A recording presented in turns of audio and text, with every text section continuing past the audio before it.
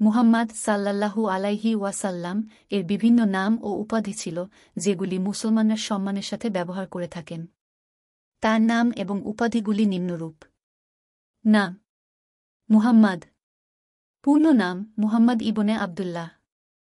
অর্থ: প্রশংসিত বা প্রশংসনীয়। উপাধি: আল-আমিন। অর্থ: বিশ্বাসী বা বিশ্বস্ত। মুহাম্মাদ সাল্লাল্লাহু আলাইহি ওয়াসাল্লামের সততা ও বিশ্বস্ততার কারণে মক্কার লোকেরা তাকে এই উপাধিতে ভূষিত করেছিল। আশ-সাদিক। অর্থ: সত্যবাদী। মুহাম্মাদ সাল্লাল্লাহু আলাইহি ওয়াসাল্লাম এর সত্যবাদিতার কারণে তাকে এই উপাধি দেওয়া হয়েছিল। রাসূলুল্লাহ। অর্থ: আল্লাহর রাসূল বা দূত।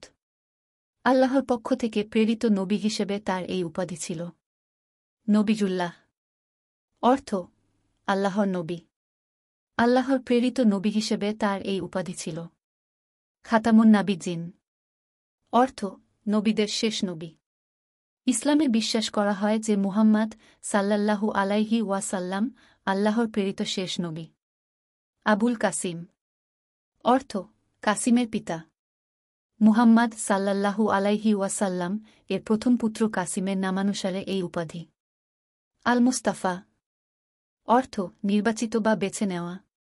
আল্লাহর প্রিয় ও নির্বাচিত নবী হিসেবে এই উপাধি। সম্মানসূচক নাম: সাল্লাল্লাহু আলাইহি ওয়াসাল্লাম। অর্থ: আল্লাহর শান্তি ও আশীর্বাদ তার উপর বর্ষিত হোক। মুহাম্মাদ সাল্লাল্লাহু আলাইহি ওয়াসাল্লাম এর নাম উল্লেখ করার সময় মুসলমানরা এই সম্মানসূচক বাক্যাংশ ব্যবহার করে। এই নাম ও উপাধিগুলি মুহাম্মাদ সাল্লাল্লাহু আলাইহি ওয়াসাল্লাম এর ব্যক্তিত্ব, গুণাবলী এবং তার মর্যাদা বোঝায়। ভিডিওটি ভালো লাগলে লাইক দিন এবং সাবস্ক্রাইব করতে ভুলবেন না।